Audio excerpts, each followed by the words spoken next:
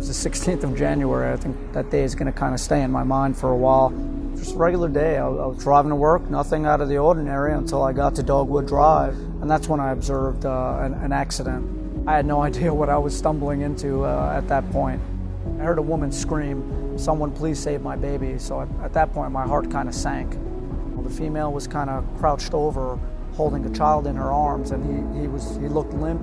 He wasn't moving. She was shaking him, screaming for him to wake up, shaking him. So I decided I had to do something. I said, "Hey, can you call 911? I'm going to start working on him." I checked his pulse. He had no pulse. So I just started doing the CPR. I kept doing it. He was unresponsive.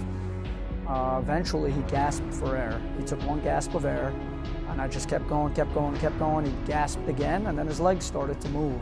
So it was amazing. It was unreal. He was still unconscious, but his body was moving. After he started moving, the ambulance arrived on scene. They got out there, they ran up. As soon as they were ready, they told me stop, and they grabbed him and they got him out of there.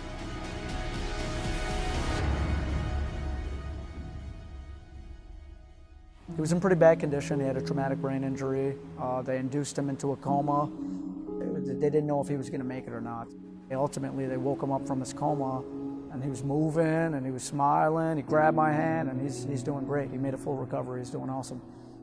It doesn't have to be at work. It doesn't have to be on the job. You could just be going home or coming to work or going anywhere, and you could make an immediate impact and save someone's life.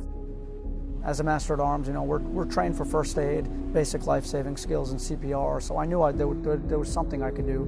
The Navy's constantly training us to be active bystanders, especially with so many horrible things going on in the world today. We have to be active. We have to know what we're doing. We have to take the training seriously. How else are we going to fight the fight? How else are we going to get the mission accomplished? Whether it's just for you to stop and call 911, maybe you're not trained at CPR. Every little bit helps. Anything you can do is vital. You never know what impact you can make. Just stop. Stop and see what needs to be done and do it. That's what we're trained to do. Do it. You never know how you can impact someone's life.